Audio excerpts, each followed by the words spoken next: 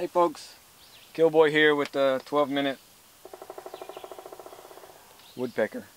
Weekly updates. It's a little later in the day. It's been pretty busy today. I've shot about 7,000 pictures so far. It's about 4:30 now. Picking up from last week, got a little cut off, so I'll get back on what we were talking about last week. But thanks again for all the feedback in the comments. Good stuff, good stuff. Last week we were talking about, people are about anxious coming here dealing with other traffic and, fast people coming up behind them and stuff. Something I think that a lot of people don't really realize, they haven't been keeping up with our regular updates and everything. The state came out and paved these pull-offs, and you're looking at two big ones right here. This one around the outside of this turn it goes all the way over there. I mean, there's enough room here to park 2 or 3 semis. But they paved 105 pull-offs in this 11-mile section of road. So, just keep that in mind. There's a lot of pull-offs. Some of them are shorter and they'll sneak by you. Some of them are kind of dirty. You still have to be careful using them. But they used to be all gravel, and you couldn't really pull off the road on a motorcycle safely. So it was really cool. They came out and they paved all these pull-offs for traffic to be able to coexist, different types of traffic. So kind of keep that in mind. They're there for everybody to use, and you can hit them pretty easily and safely. There are more on one side of the road than the other. There are more on the southbound lane, just because of the nature of the fact, it's a drop off over there, so there's more space for pull-offs. On this side, it's kind of mountainous. But yeah, I mean, if you're not comfortable with what's going on around you or behind you, use one of the pull-offs. I mean, even if you're a fast person, you can still use the pull-offs, and just if somebody else is ahead of you and they're not using them, just pull over and give them a couple of minutes. You'd be surprised how much of a gap it makes, for you to ride your own pace.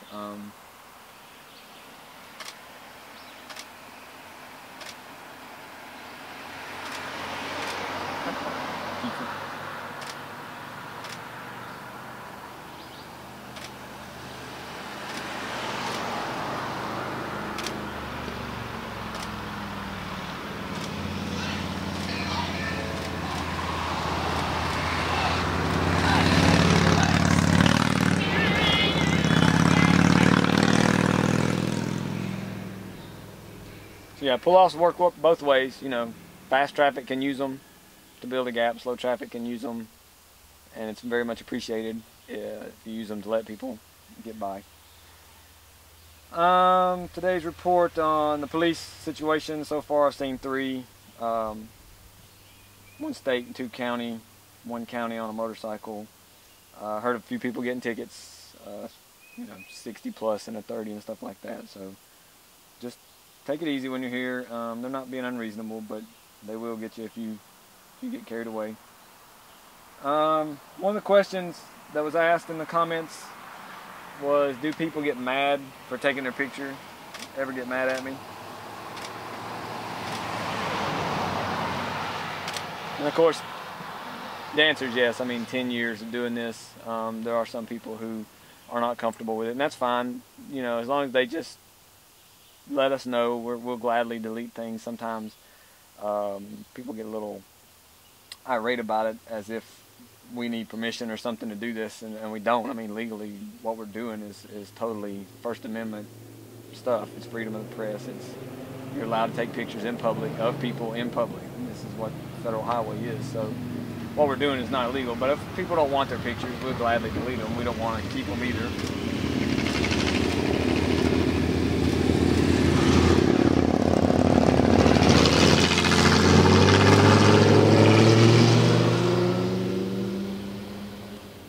There's fairly few and far between people who don't want their pictures taken. There's a lot of people that really seem to dig what we do. They just start smiling and waving, and really seem to enjoy it. So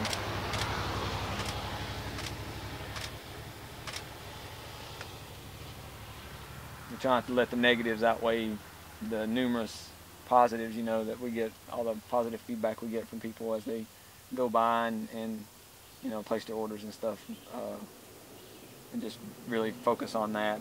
Don't let the few people who don't want their picture taken, get us down or anything. It's totally understandable.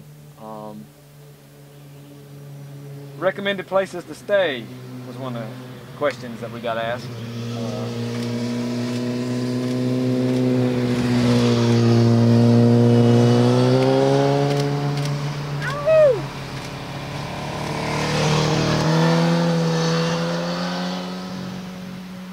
Recommended places to stay is a tough one because it really depends on what you're expecting. There's a lot of different expectations, but there's not really any dogs right here. I'm sure there's been complaints about, well, every place that anybody's ever stayed in. Somebody's probably complained about it, but to somebody else, that's perfect, So it just depends on what you want. There are very basic places that, just a place to lay your head at night, get back up and get back to it in the next day. If you want something more luxurious, there's that too. So, look around at the accommodations sections on the tailthedragon.com website and dealsgap.com.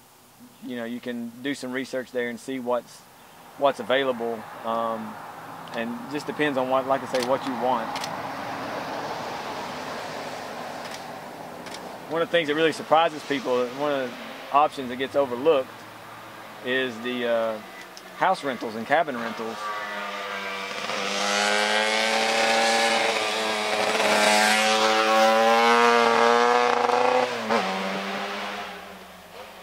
I mean, you can rent a nice 3-story house that'll accommodate 8 or 10 people for like $1,000 a week, $1,200 a week, and by the time you split that up, that's really not bad. You're looking at $100 a person per week, and you got a place with a hot tub and a pool and a central kitchen and stuff. So it's a nice option. You can get the people to commit.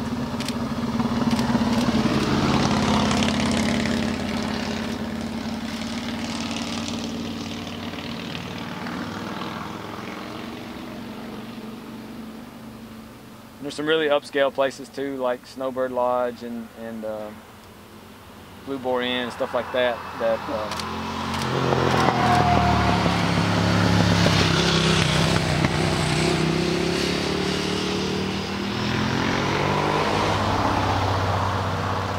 Topeka Lodge too. They just did a major renovation at Topeka Lodge, which is just 3 miles from Deals Gap, Tail of the Dragon, where it starts. So it's a really good location, a really nice place.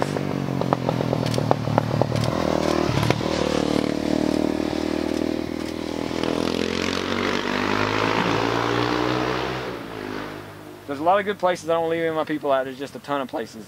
So do some research on the accommodations in the area and see what you see that connects with what you expect when you get here. But all the prices are really good for what you get. They could really be gouging people. Favorite corner, and have I ever used a tree stand? It's hard to say favorite corner. It just depends on lighting. Like this is getting a little shadowy now and may move in a little bit, but we tend to just try to shoot different places and give you some variety, not get stuck on the same old shot every time you come, or if you're here for more than one day. I have used a tree stand. I'll put a link in the comments up to a couple of the pictures that I've posted in the past on the highlights, but it really just didn't seem worth it. A lot of work to get up in the tree stand, and then the pictures were kind of unique, but if I needed anything, it was a 10-15 minute ordeal to get down and get back up if I forgot something or whatever. I had to bring it all with me, so just wasn't really worth it.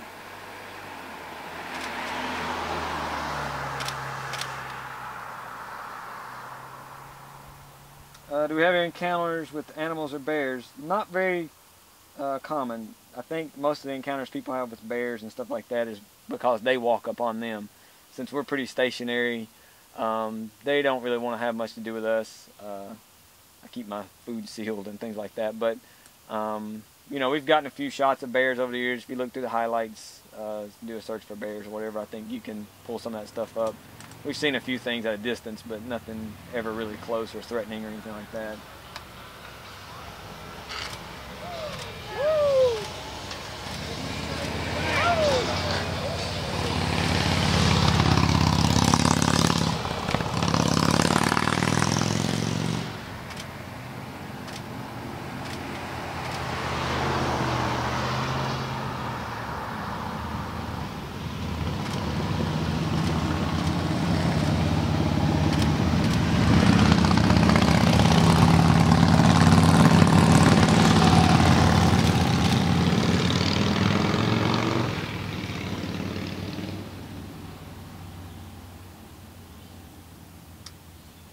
And someone asked, have we seen a decline in semi-traffic since the signs were posted? Yes.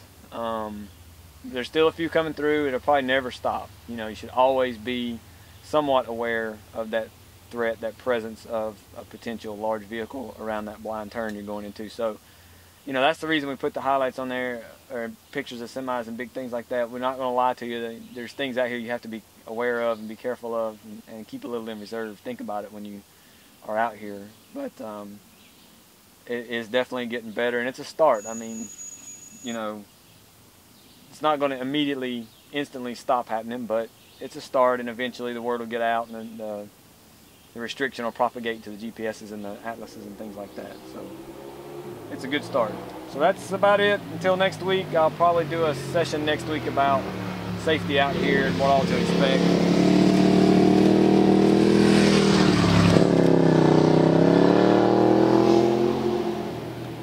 I'll go over the basics of etiquette out here and you know, stuff that I've talked about a lot on the blog, but it'll be a good reference video for people who are planning to visit, or friends. If you got friends that are planning to visit, that'll be good for them. So thanks for watching. Leave some comments and buy your pictures at killboy.com, please.